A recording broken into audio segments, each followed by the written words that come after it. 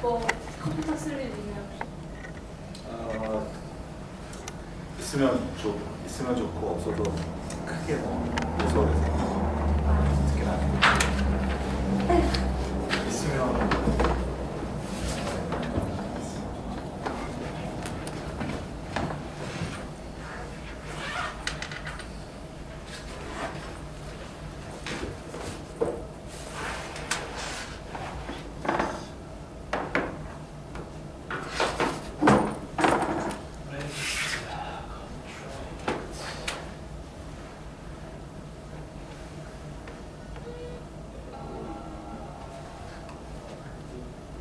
시간대가 저는 그래픽스로 들어가지고 OBS? 아니요 이게 있어 네 어드밴스드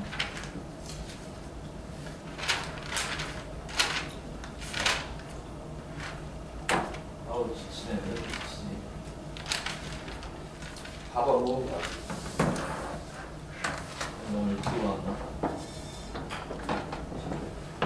아우 씨발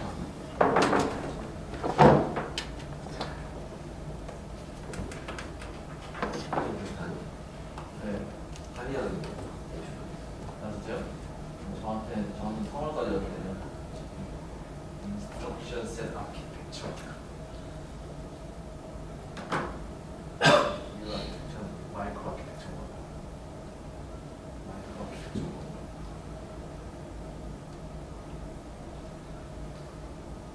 아, 여기 안 잡히네. 약간 가에 안 잡혀요. 여기. 가에 안 잡혀? 네. 아, 그래. 심오하구만. 너 잡히니? 키고 있어요. 근데 약간 가해감이 좀 잘 안 잡혀요.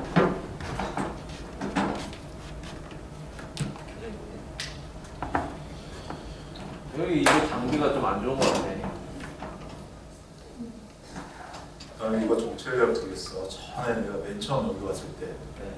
바로 내 방 내 머리 위에 이게 있었는데 네. 안 돼가지고 따로 공유기를 부탁을 해서 IP 타임 공유기를 따로 이렇게 좀 달아가지고서 했었는데 그건 잘 돼요? 그건 이제 될 수밖에 없는. 그러니까 얘가 전파가 약한 이 문제가 아니라 뭔가 이 존 관리 뭐 이런 것들을 하다 보니까 뭐 충돌 관리 뭐 이런 걸 하다 보니까 복잡하게 되는 것 같아요. 여기도 안 잡히네. 이거 하나 가지고 뭐 학생만 게스트만 뭐 다 되는 거잖아 이게 사실. 네. 관리가 좀 안 잡혀요? 전 여기서 안 잡히길래 여기서 안 잡히는 줄 알았어요. 여기서 되고 여기서 안 되는 거는 얘하고 여기를 안 되는 거고요. 밖에 있는 거하고. 둘 다 안 돼요. 소리 다 여기다. 나 되는데. 인생이래. 엘케피탄이세요? 나 되는데. 다운도 받았어. 엘케피탄이세요? 에키피탈? 응. 나 업데이트 다 했어. 아 그래요? 자, 자기 바꿔볼래? 아니에요. 가져. 내리면서 게임 제공 있나? 네. 이거 한번 풀었습니다. 저 우리 김기범 학생이 저 녹화를 담당하는데 개인적인 학습 계획상 이 수업을 안 듣기로 해서 저 촬영하고 방송차를 올리는 거랑 할 텐데 이렇게 우리 시작할 때 누르는 거 그리고 중간중간 쉬는 시간에 좀 다시 껐다가 켜고 하는 거는 좀 옆에 있는 학생들 도와주세요. 그냥 가버렸나 눌러놓고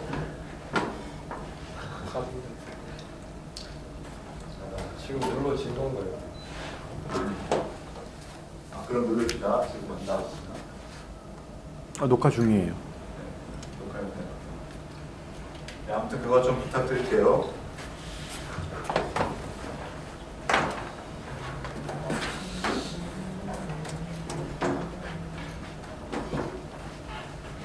그 지난주에 우리가 어쨌든 수업의 첫 시간으로서 개요를 했는데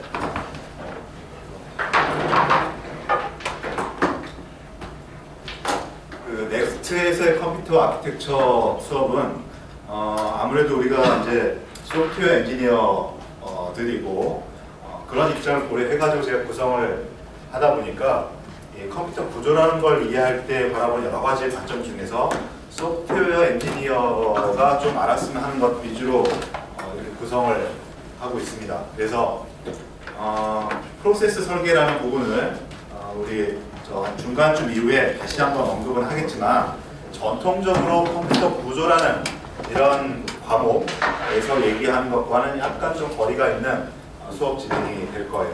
그래서 첫 번째 시간에, 사실 이제 이번 시간까지 같이 연결됩니다만은 했던 것들이 어떻게 보면 전반적으로 컴퓨터 하드웨어라는 건 이렇게 생겼습니다라는 걸 여러분한테 소개하는 시간이 있습니다. 솔직히 제가 이실직고를 하면은 지난 첫 시간에 왠지 제 컨디션도 안 좋고 해가지고 사실 조금 막 버벅대고 여기저기 왔다 갔다 하면서 여러분한테도 좀 그런 게 아마 느껴졌을 텐데, 다시 한번 이걸 정리를 하고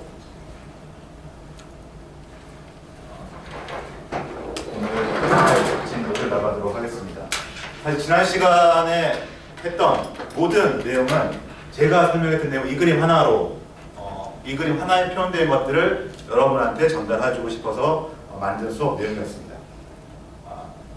컴퓨터 시스템이라는 것은 CPU와 메모리와 다양한 I/O 장치들로 구성되어 있고, 이것들을 연결하는 것을 버스라는 개념의 어떤 하드웨어 전선 구조로서 연결된 것이다 라고 얘기했고, 이런 컴퓨터 시스템 구조를 일반적인 컴퓨터라고 얘기하는 이유는 폰 노이만 아키텍처라고 하는 그 용어에서 우리가 예를 들었다시피 CPU가 어떤 일을 하는데 그가 해야 될 일의 명령과 데이터를 메모리에다 저장을 해두고, CPU는 메모리에 있는 것 하나씩 가져가다 실행해주는 이런 구조, 이런 구조가 현대 컴퓨터 시스템에서 폰 노이만 이래로부터 확정되어 있는 그런 구조이기 때문에 이런 그림을 계속 그리고 있는 겁니다.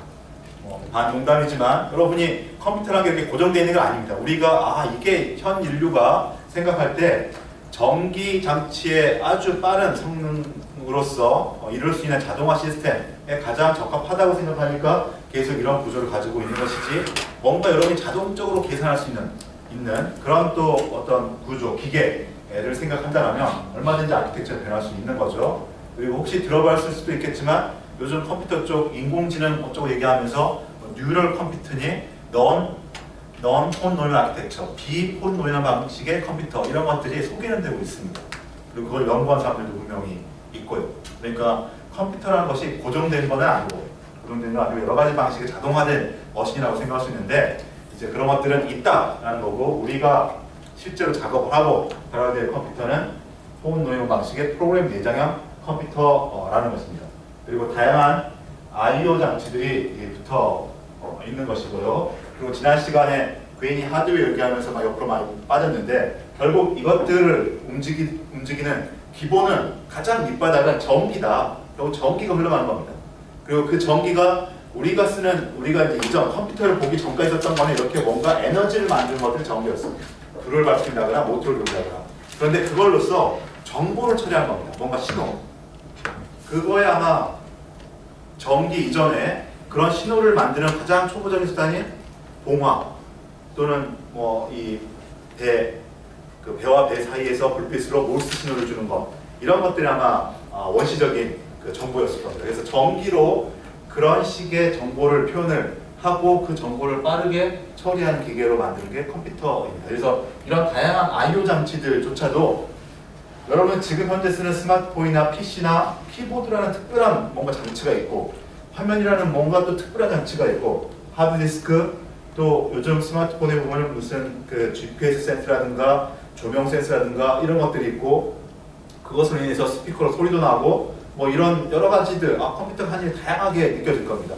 하지만 그것들의 가장 밑바닥은 다 그냥 단순한 전기 흐름이라는 겁니다. 이 센서, GPS 센서도 여러분이 나중에 이제 혹시 모바일 전공이면은 GPS 센서를 읽어가지고서 뭔가 프로그램하는 작업을 해볼 텐데, GPS 센서 자체는 우리 분야가 아니에요. 물리학을 하는 사람이나 기계공학을 하는 사람이 만들어요. 그런데 그 GPS 센서가 컴퓨터한테 주는 것은 결국 전기입니다. 전기 신호를 그냥 주는 거죠. 전기 흐름을. 그래서 아주 단순한 GPS 센서는 이쪽 신호가, 그러니까 또 말이 비슷하게 되는데 센서 얘기를 하다 보니까 위성에서 받는 신호의 크기만큼 우리가 알고 전압, 전류 고등학교 때 배웠잖아요. 그 전압, 전류 이런 게 달라져요. 그래서 가까이 있으면 전압이 세지고 전류가 세지고 멀리 들어있으면 전류가 약해지고 그것을 컴퓨터한테는 전압을 1에서부터 0에서부터 200 또는 0에서부터 1000까지 바꿔주는 AD 컨버터, DA 컨버터를 달아서 결국은 컴퓨터한테는 1010의 신호를 준다는 겁니다. 그래서 우리가 쓰는 무슨 온도 센서, GPS 센서, 조도 센서 이런 거 다 그렇게 되는 거고 키보드 입력 마찬가지고 우리는 하나 눌렀다라고 생각하지만 그 눌린 힘이 어떻게 컴퓨터로 전달되는 것이 아니라 눌린 거에 의해서 키보드라는 기계가 뭔가 이 버스 선상에 1010, 111 그런 식의 값을 올려준다는 거죠. 그것을 프로그램이 읽어서 처리하는 것입니다.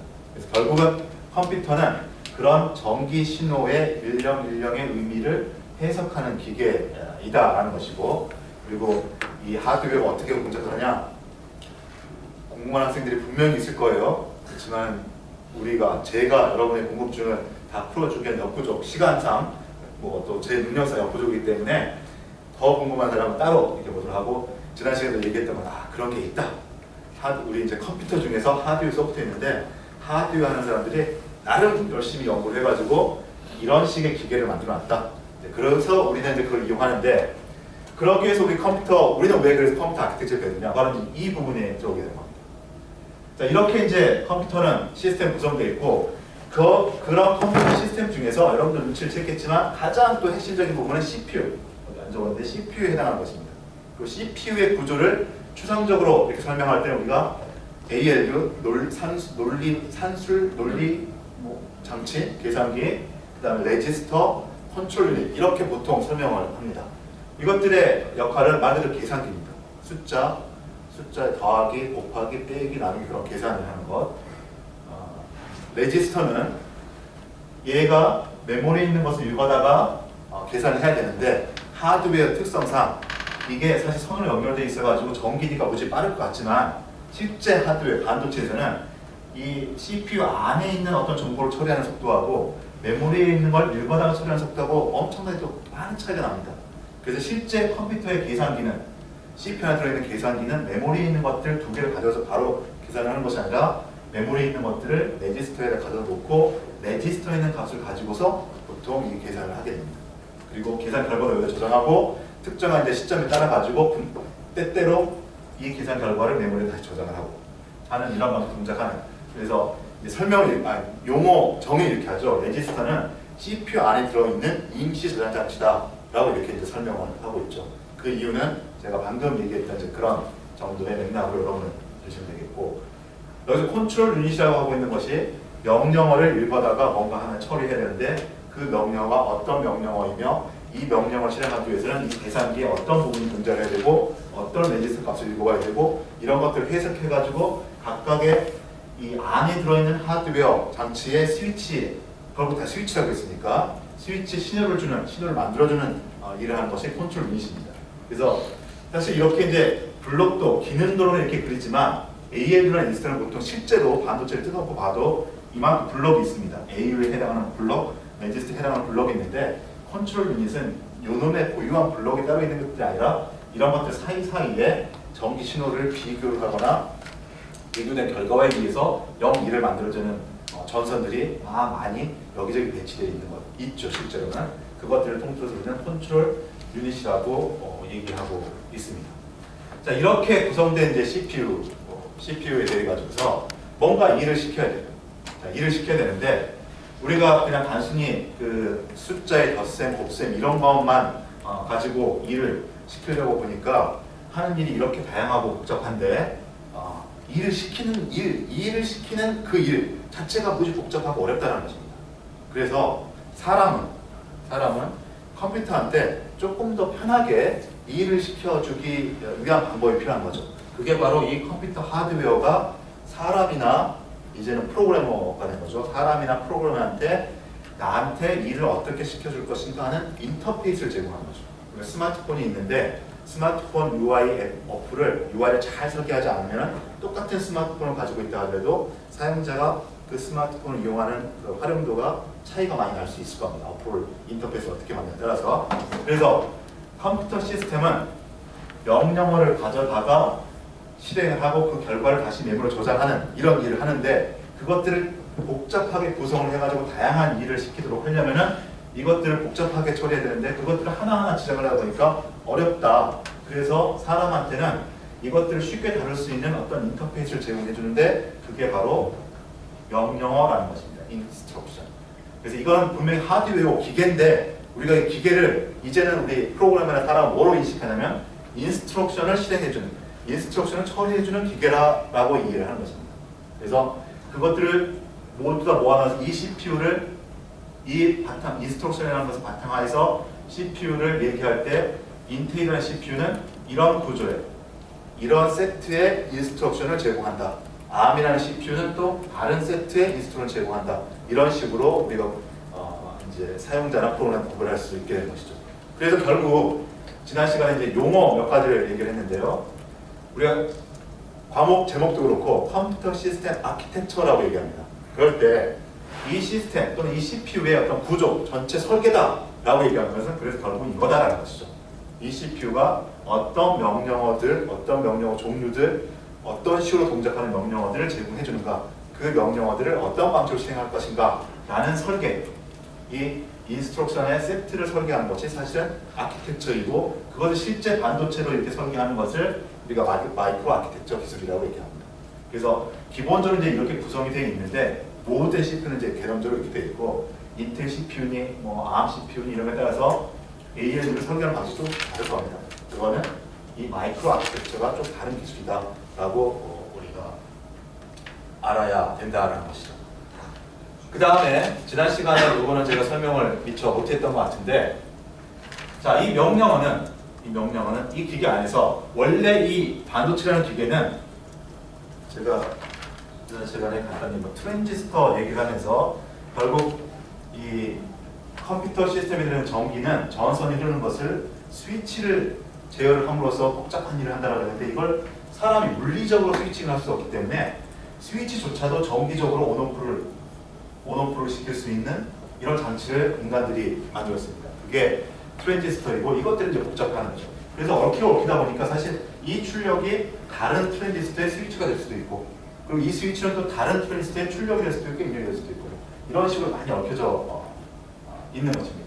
이렇게 구성된 하드웨어만 가지고 하면 그냥 막 흘러가 버리고 말 텐데 이것으로 명령어를 실행시키기 위해서는 명령어는 조금 더 복잡한 일을 한다는 거죠. 한번 쫙 흘러가 버리고 1 더하기를 하고 다 끝내버리는 것이 아니라 체계적으로 뭔가 첫 번째 명령어, 두 번째 명령어 이런 식으로 순차적으로 계속 실행을 해야 된다는 거죠. 그래서 일반적으로 CPU는 명령어를 실행하는 어떤 절차적인 과정을 가지고 있습니다. 그래서 이게 CPU의 어떤 구조적인 어떤 간단한 블락도라면 이거는 CPU의 동작적인 측면에서 일반적인 CPU가 따르고 있는 방식이라고 볼 수 있는 거죠. 명령어 하나가 들어오면 우리가 상위 소프트웨어 개념에서는 CPU는 명령을 가져다가 실행한다라고 했지만 그 명령어를 이런 회로에다 넣어서 실행하기 위해서는 이 회로를 하나하나 명령을 실행하는 모든 걸 만들어 놓을 수도 있지만 그러면 CPU가 너무 커지니까 그렇게 하지 않고 명령어 하나하나를 실행하기 위해서 마치 우리 소프트웨어에서 함수들, 클래스와 메서드 이런 걸 만들어 가지고 또 다양한 인풋이 들어갔을 때 그 인풋의 종류에 따라 가지고서 어떤 처리를 하는 것처럼 어떤 명령어가 들어오면 그 명령어를 가져오고 CPU 안으로 이렇게 레지스터로 가져오고 레지스터에 있는 명령어의 종류를 해석을 하고 그 다음에 뭔가 계산하는 실행을 한 다음에 결과를 저장하는 이러한 또 루틴한 일반적인 4가지 절차, 또 나중에 우리 가서는 뭐 5가지가 될 수도 있고 6가지가 될 수도 있지만 이 절차를 따릅니다. 그림 설명이 또 길어지는데요. CPU의 하드웨어 구성이 일반적으로 이렇게 됐다라고 하는데 이 하드웨어를 동작시키기 위해서 각각의 명령어를 위한 애들을 위한 명령어 하드웨어 따로 또 소프트웨어를 위한 PSM을 위한 명령어 따로 하드웨어 따로 곱셈을 위한 따로 뭐 이런 식으로 복잡하게 구성되어 있는 게 아니고 막 다 펼쳐놓은 게 아니고 명령어들 처리를 보다 일관성 있게 하기 위해서 실제 CPU는 공통된 절차를 따르도록 구성이 되어 있는데 그 과정의 일반적인 순서가 명령을 가져오는 작업, 명령어를 컨트롤 인식 해석하는 작업, 그 다음에 해석된 거에 따라서 여기서 뭐 덧셈기, 뺄셈기, 곱셈기 이렇게 있을 텐데 특정한 부분을 계산하는 방법, 단계, 그 다음에 또 계산 결과를 저장하는 단계, 이런 식으로 CPU는 동작하고 있습니다. 설명에서 많은 부분을 생략을 했고 큰 그림만 이렇게 그렸습니다. 그래서 이런 게 컴퓨터 시스템이다. CPU, 메모리, I/O 장치, 프로그램.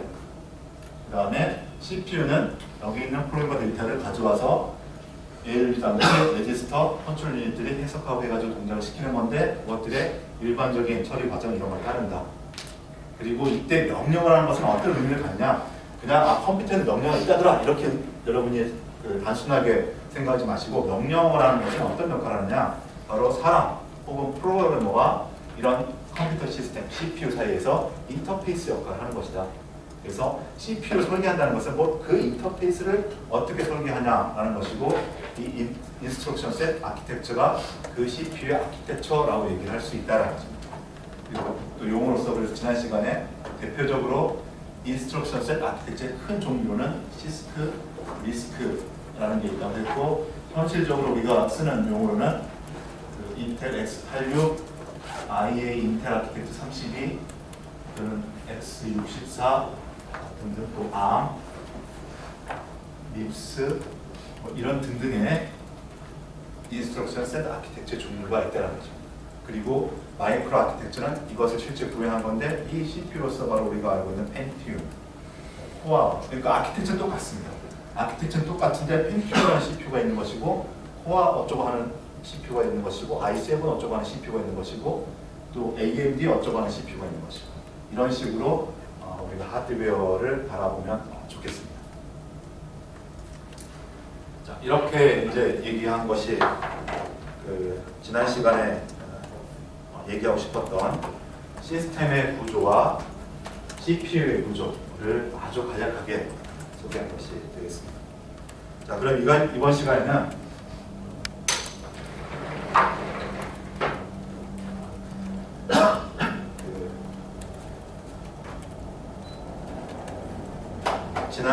지난주 슬라이드에 이제 세 번째 파트에 있는 부분인데 이런 컴퓨터 시스템의 구조, 하드웨어 어떤 구성 원리하고 소프트웨어 엔지니어하고의 관계를 한번 우리가 살펴보겠습니다. 이 점에서 여러분이 좀 이제 그런가 보다라고 좀 공감을 해주셨으면 좋겠어요. 여기 처음에 보여주고 있는 이 그림은 사실 제가 임의로 그린 그림이라서 조금은 바라보는 관점에 따라서 또 설명하는 사람들에 따라 가지고 다를 수도 있는데 우리 그 컴퓨터 시스템을 넥스트에서 공부하는 소프트웨어 엔지니어를 지향하는 사람들은 어떤 흐름과 어떤 빅픽처 안에서 공부했으면 좋겠느냐라는 하나의 그림을 저는 이렇게 그려봤습니다. 그래서 지난 시간에 했던 컴퓨터 시스템의 구조, CPU가 만들어진 구조 이게 이런 흐름이라고 볼 수 있습니다. 이 그림을 보는 방법은 이 흐름이라고 볼 수 있고 이 어떤 흐름에 따라서 CPU라는 게 만들어지는 것이고요. 이 CPU 이용해 가지고서 여러 가지 형체를 갖추고 있는 컴퓨터 시스템들이 만들어진다라는 것을 의미하고 있습니다. 그리고 이 위쪽에 있는 것은 이러한 하드웨어 구성들이 되기 위해서 어떤 그 설계적인 또는 소프트웨어적인 그런 배경 지식이 필요한 것인가를 표시하고 있는 것입니다. 그래서 이것부터 다시 한번 이렇게 살펴보면은 우리가 결국은 컴퓨터 하드웨어 시스템을 이해하기 위해서는 CPU를 중심으로 해가지고 CPU 안에 들어가 있는 메모리와 저장 장치 네트워크 이런 장치들이 어떻게 유기적으로 결합을 해가지고 하나의 PC가 되는가, 하나의 서버 시스템이 되는가, 그리고 그것들이 어떻게 동작하는가 이걸 이해해야 되는데 이 CPU가 만들어지는 과정은 정기적인 스위치부터 시작한다. 이것들을 잘 조합을 하게 되면 우리가 불린 그 수학이라고 했던 논리식 AND, OR와 NOT 이런 것들을 표시할 수 있는 논리 게이트를 만들 수 있고 이런 것들을 아주 복잡하게 패러라는 걸로 구성을 하게 되면은 조금 더 복잡한 덧셈, 곱셈 또는 비교 등등 작업을 할 수 있는 디지털 회로라는 것이 만들어집니다. 이 과정이 지난 시간에 계속 얘기하면 우리가 너무 점프가 커가지고서 여러분은 좀 힘들겠지만 이런 과정을 통해 가지고서 계산하는 회로 그 다음에 두 개가 같은지 뭐 다른지 이런 판단하는 논리회로, 그 다음에 아까 어떤 명령을 읽어와가지고 이게 어떤 명령인지 해석하고 특별한 신을 만드는 제어회로, 그 다음에 이게 아주 중요한데 메모리라고 얘기해요. 메모리 반도체죠. 뭔가 비트 값을 저장하는 저장회로, 통신을 하는 회로, 버스를 통해 통신하는 회로, 이런 것들이 사실 이런 것들을 다 조합하면 만들어집니다. 만들어져요. 우리는 그냥 만들어진다라고 이해하고, 다시 이런 것들이 이제 명령 세트 아키텍처, 이제 그 설계자, CPU 설계자가 구성한 그 설계에 따라서 이것들을 잘 조합을 하면, 어떤 설계자는 이 CPU가 이런 기능을 해야 된다고 설계를 합니다. 그런데 그걸 뭘 가지고 만드냐? 바로 이런 걸 가지고 만드는 거죠. 이런 요소 하드웨어를 가지고 각각의 마이크로 아키텍처를 구성하면 그게 바로 CPU가 된다는 거죠. 그래서 우리가 이쪽 과정을 따라가 보지는 않지만, 이쪽까지 따라가 보지는 않지만, 이런 것들이 만들어진 CPU는 바로 가장 큰 역할을 하는 것은 이 명령 세트 아키텍처이다 말하는 겁니다. 그리고 살짝 우리가 중간 이후 정도 부분에서 이 마이크로 아키텍처를 설계하는 현재 일반적인 방법을 간단히 소개하고 넘어가도록 하겠습니다. 이렇게 이제 만들어진 것이고, 이런 CPU가 있으면 그것들의 여러 가지 이제 주변 장치를 붙여가지고서 이런 데스크탑류, PC류, 서버류 이런 컴퓨터가 되든지, 아니면 스마트폰과 같은 모바일 단말기가 되든지, 이런 식으로 이제 컴퓨터 시스템이 만들어지게 될 텐데, 결국 이런 컴퓨터 시스템을 구동하기 위해서는 이제 오퍼레이팅 시스템이 필요하다라고 우리는 대충 알고 있는 것입니다. 그래서 사실 이번 학기 우리 넥스트의 컴퓨터 시스템 아키텍처에서 공부를 하는 범위는 프로세서라는 것의 가장 중요한 아키텍처인 인스트럭션 셋 아키텍처가 어떤 의미를 갖는 것인가, 이것을 살펴볼 것이고요. 그리고 컴퓨터 시스템에서 하드웨어적으로는 이런 디지털 회로를 만들어 가지만, 그것들이 만들어지기 위해서는 비트들의 조합을 계산하는 그런 과정을 여기서 만들어가는 것입니다. 이것을 우리가 소프트웨어 수준에서 이 컴퓨터에서는 각각의 정보, 데이터를 비트 수준에서 어떻게 표현하고 있는 것인가, 이것들을 좀 이제 살펴보게 될 것이고요. 그 다음에 좀 나아가서 이런 요소들, 각종 서버들에서 프로그램이 동작하는 방식, 이런 것들을 좀 봤으면 하는데, 우리 이번 학기 수업에서는 이런 데까지 미치지는 못하고, 여기 중에서 특히 아키텍처 구성 요소 중에서 메모리, 이 부분에 좀 더 시간을 투자해가지고서 프로그램이 컴퓨터 시스템 동작할 때 메모리에서 어떤 방식을 동작하냐에 따라서 프로세스를 좀 더 빠르게 활용할 수 있고 느리게 활용할 수 있는 이러한 어떤 원리를 살펴보도록 하겠습니다. 그래서 이 전체 그림에서 보더라도 우리가 공부하는 범위는 꽤 한정되어 있어요. 몇 가지만 이렇게 보는데, 그 큰 흐름에서 대표적인 것들 살펴보는 거고, 여러분이 조금 더 로우 레벨의 하드웨어에 관심이 있다면 이쪽 계열, 이쪽으로 가는 계열을 좀 더 이렇게 볼 것이고요. 그 다음에 시스템을 구성하는 데 좀 더 관심이 있다면 이쪽 컴퓨터 시스템이 어떻게 구성되는 것인가를 좀 더 살펴볼 필요가 있을 것입니다. 그리고 넥스트에서는 모바일 쪽으로 가더라도 워낙 소프트웨어만 하기 때문에 이쪽에 이제 하드웨어를 보진 않지만, 그래도 모바일에 관심이 많이 있는 사람들은 그 내장형 시스템이라는 데서 이 CPU는 조금 다른 모양대로 이렇게 쓰이게 되는데요. 이렇게 내장형 컴퓨터에서 CPU는 어떤 모양을 갖추는가, 이것도 한번 살펴볼 필요가 있겠습니다.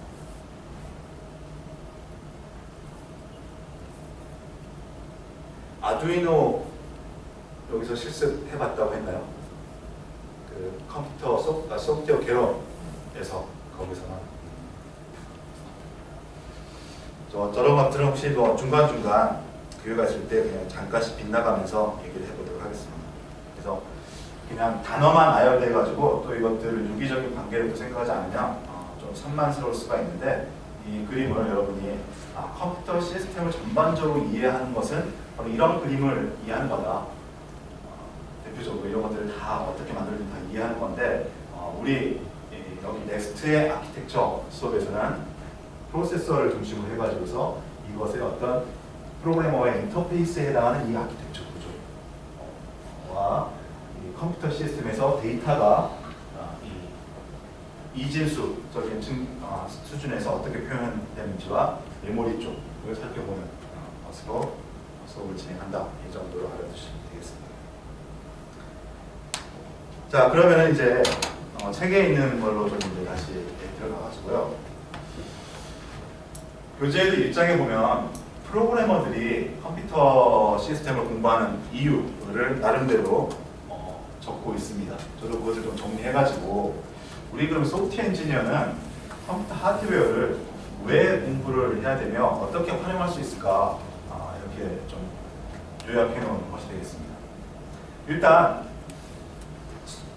우리 일반적인 그 사용자나 프로그래머는 좀 전에 이 그림에서 봤던 것처럼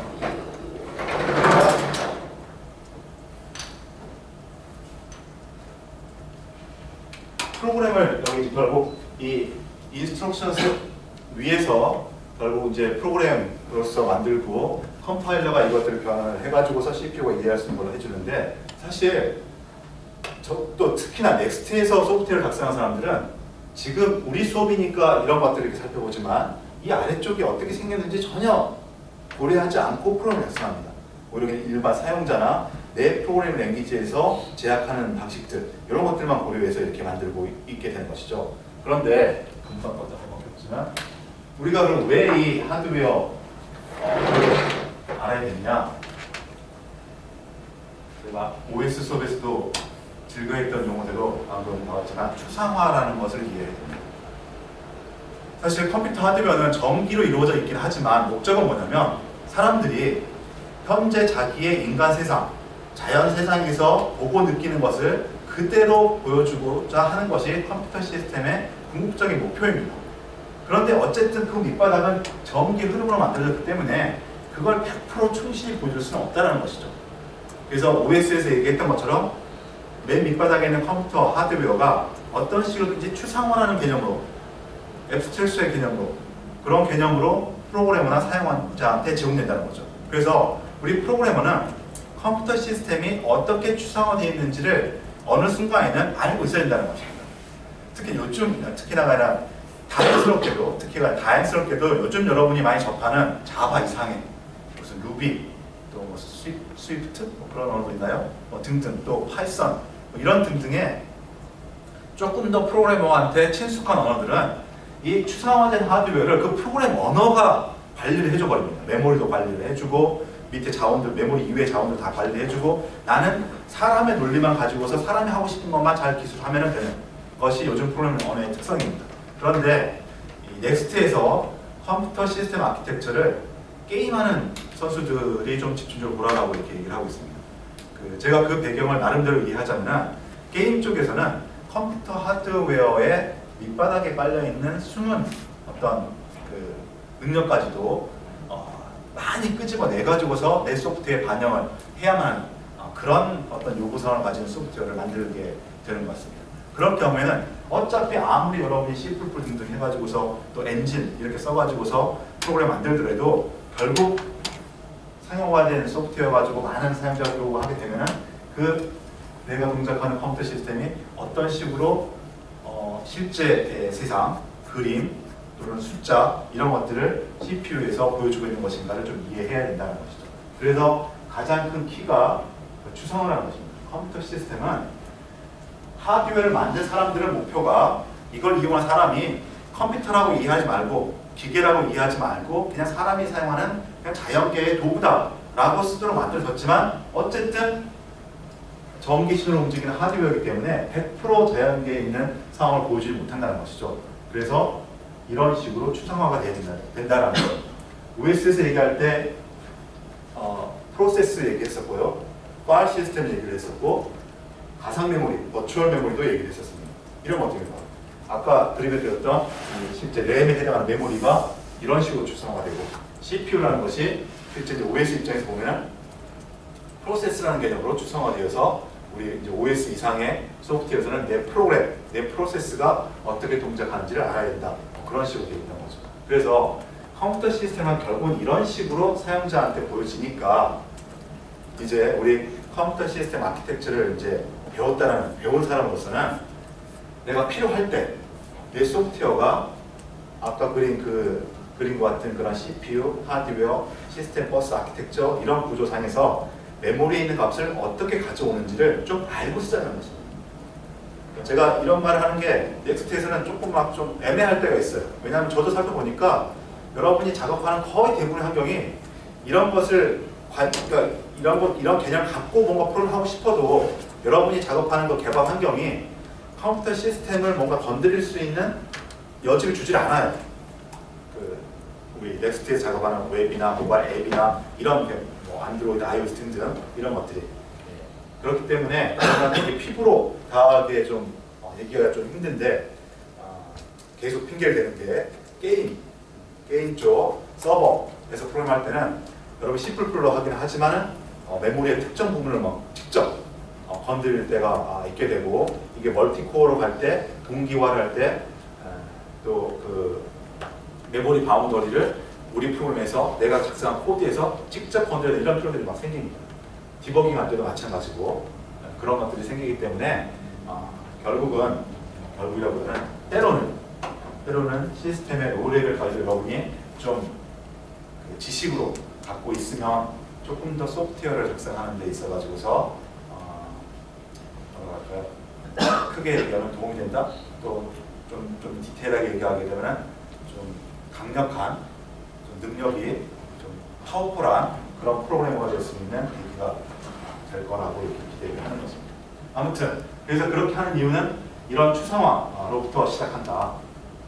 100% 실제가 아니다. 그래서 어떻게 추상화되어 있는지 우리가 공부해보자 라고 하는 게 소프트웨어 엔지니어 입장에서 하드웨어가 동작하는 원리를 알아가는 적이 되겠습니다. 그래서 제가 준비한 자료로는 몇 가지 여러분이 그 간단한 거지만 실제 예를 한번 이렇게 살펴보는 예가 몇 가지가 있습니다. 맨 처음에 이 정수 소스 해가지고 이게 이제 컴퓨터가 데이터를 표현하는 방식으로 해가지고 오늘 후반부부터 다음 주까지 공부를 하게 될 텐데요. 아까 또 컴퓨터 시스템 구조에서도 봤지만 결국 CPU와 메모리가 이렇게 있을 때 CPU는 메모리에 있는 명령을 가져오고 데이터를 가져오고 IO를 통해서 또 데이터를 주고받고 한다고 했습니다. 그런데 그런 데이터는 결국은 다 1100, 1010 이런 그냥 바이너리 데이터, 이진수 데이터일 뿐이에요. 그런 신호일 뿐입니다. 그런 신호로서 우리가 뭔가 의미 있는 일을 하려면 그 신호로 인간에게 의미 있는 값을 표현할 수 있어야 돼요. 그게 가장 기본적인 표현이 바로 이 숫자입니다. 숫자이고 인간이 알고 있는 가장 일반적인 숫자는 실수죠, 실수. 초등학교 때부터 자연수, 정수, 유리수, 무리수 이렇게 이제 하고 있지만 그게 실수입니다. 그래서 실수를 표현해야 되는데 뒤에서도 이제 배우겠지만 컴퓨터에서는 실수를 표현하는 것이 꽤 번거로운 작업을 해서 정수라는 것과 실수라는 것을 좀 나눠서 표현하고 있습니다. 아무튼 자 그러고 있는데 일반적인 프로그래머는 어쨌든 이제 내가 프로그램에서 컴퓨터는 정수를 표현할 수 있으니까 어떤 변수 하나를 잡아가지고 정수라고 선언을 하고 그 값을 내가 쓰고 있는 우리가 인간이 알고 있는 0을 기준으로 해가지고 마이너스 값들 또 플러스 값들 그리고 숫자는 무한대니까 엄청나게 큰 것들도 내가 쓰고 싶어 합니다. 하는데 여러분도 이미 컴퓨터를 조금 아니까 그게 무한대는 아니겠다라는 감을 가지고 있을 거예요. 컴퓨터가 인간이 쓰는 무한대 숫자를 변수 안에다 표현할 수는 없겠지라고 하고 있는데 그 한계가 실질적으로는 얼마나 작은 한계인가를 보여주는 얘기입니다. 이게 이제 제가 게시판에 올려져 있는 그 타르 파일 지금 해봐도 좋고 쉬는 시간에 해봐도 좋고요. 기본적으로 리눅스 환경에서 서버에 로그 기록을 보니까 몇몇 학생들 접근해 봤던데 다들 자기 핸폰으로 접근을 하세요. 없으면 하고 아무 바꿔가지고 이렇게 쓰는 게 저도 되나요? 잘 안 되죠. 아직 형진이는 만들어주셔서 아무튼 아마 소스 intro.tar 이걸 타르 명령어 아는 사람, 모르는 사람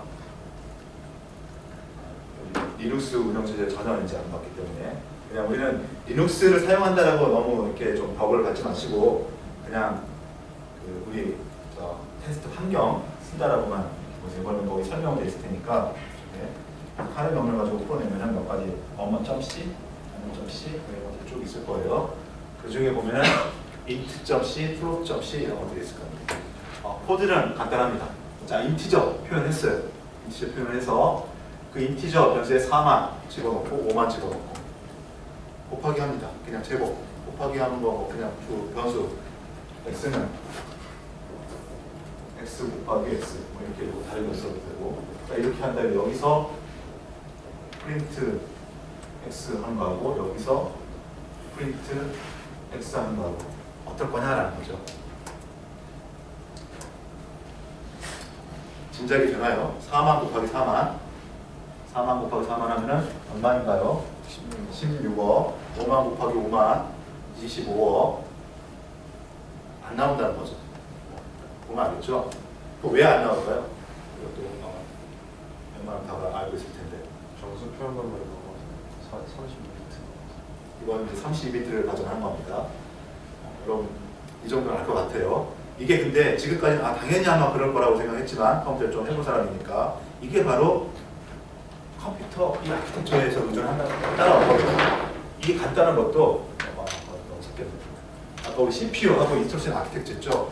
인스트럭션 셋 아키텍처 설계할 때 나는 이 인스트럭션은 4바이트의 숫자 표현만 다루겠다라고 설계를 한 거예요. 아키텍처 설계할 때.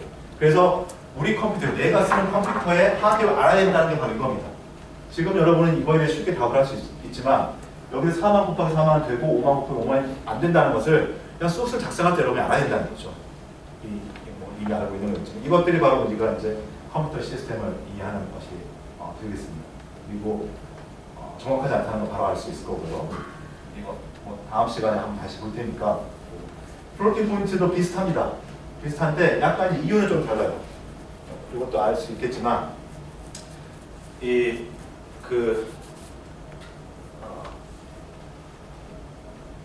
계산의 순서를 XY를 먼저 하고 YZ를 먼저 하고 우리 수학에서는 당연히 등식이 성립하고 있습니다. 만약 이런 것들을 우리가 또 프로그램에서 상수로 해도 괜찮고 변수로 해도 괜찮고 코드를 보면은 이렇게 10에 20승짜리 변수 값 2개 3.14 값 이렇게 하면은 이렇게 나오겠죠. 이렇게 계산하면 이렇게 계산하면 어떻게 되냐 똑같이 이렇게 되는데 계산 순서 바꿨을 때 이거 뭐가 나올 것 같아요? 맥락은 여러분이 실제로 이전에 알고 있지 못하더라도 맥락은 대충 이해가 될 테니까 3.14가 분명히 아닐 텐데 뭘까 고민을 하고 있죠. 0 하나 또 0 나올 것 같아요. 0 나올 것 같아요. 0 나옵니다. 근데 또 시스템에서 약간 다를 수도 있어요. 여기서는 아까 태우가 얘기했던 것처럼 여기서의 이유는 32비트로 또 음수를 32비트면 사실 42역 정도 됩니다. 그냥 32비트로 양수 언사인드 인트 알잖아요, 여러분. 그렇죠? 섞어도 되죠, 지금. 언사인드 인트 생각하면 42역 정도의 숫자예요, 32비트는. 그런데 이제 보통 이렇게 인트라고 해버리면 사인도 되니까 21억, 플러스 21억, 마이너스 20억 돼가지고 25억은 안 나오는 거예요. 넘어가니까. 그런데 여기서는 그런 게 아니고 근사하는 방법에서의 문제가 이제 생기는 겁니다. 이게 엄청 큰 수잖아요. 10에 20승은. 이거는 3.14니까 엄청 작은 수고. 그러니까 이렇게 계산하면 동등한 어떤 레벨의 숫자이기 때문에 두 개가 계산이 제대로 되지만 이렇게 두 개를 계산해버리면 이게 워낙 큰 수이기 때문에 우리 컴퓨터에서는 이 계산할 때는 이게 뭐가 되느냐면 0과 같이 돼버리는 거예요. 이제 실제로는 10에 20억에서 3.14를 뺀 뭔가 99999999 하고 얼마 이렇게 나와야 되는 값이 되겠죠. 그런데 그걸 다 표현하기는 너무 이제 무리이기 때문에 이 차이가 너무 크게 차이가 커가지고 이게 그냥 마이너스 10에 20승이라고 나와버린다는 거죠. 그래서 결과로는 이렇게 해가지고 0이 되버리는 게 일반적으로. 그러니까 이런 것들도 이제 아주 단순한 예이지만 컴퓨터라는 것, 자 여기서 얘기하는 컴퓨터라는 것은 실제가 아니다라는 거죠.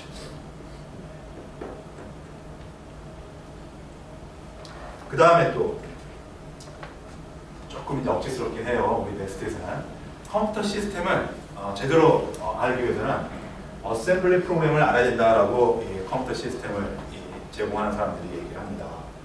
어셈블리 프로그램은 지난 시간에 간단히 얘기를 했는데 앞에서 얘기했던 것처럼 CPU의 인스트럭션을 사실 어셈블리라고 얘기합니다. 뒤에서도 또 역시 간단히 얘기했지만 차이는 뭐냐면 CPU의 인스트럭션은 실제로는 이진수예요. 그냥 111000. 내가 데이터인지 실제 명령인지 나는 구별 못합니다. 그런데 그걸 사람이 좀 이해할 수 있도록 하기 위해서 그냥 1100 이렇게 된 걸 그냥 심볼로만 바꾼 게 어셈블리 언어가 되겠습니다. 그래서 사실 어셈블리 언어와 기계어 또는 인스트럭션 이거는 다 같은 말이라고 보면 되겠습니다. 왜 그렇게까지 알아야 되느냐? 그래서 옛날은 요즘도 그런 말을 할지 모르겠는데 말 그대로 어셈블리 프로그래밍이라고 얘기를 합니다. 그래서 마치 프로그래밍 언어를 새롭게 공부하는 것 있냐 이렇게 얘기하는데 어셈블리 프로그래밍은 프로그래밍 언어를 공부하는 건 아닙니다. 그래서 프로그램을 어셈블리로 만드는 거는 컴파일러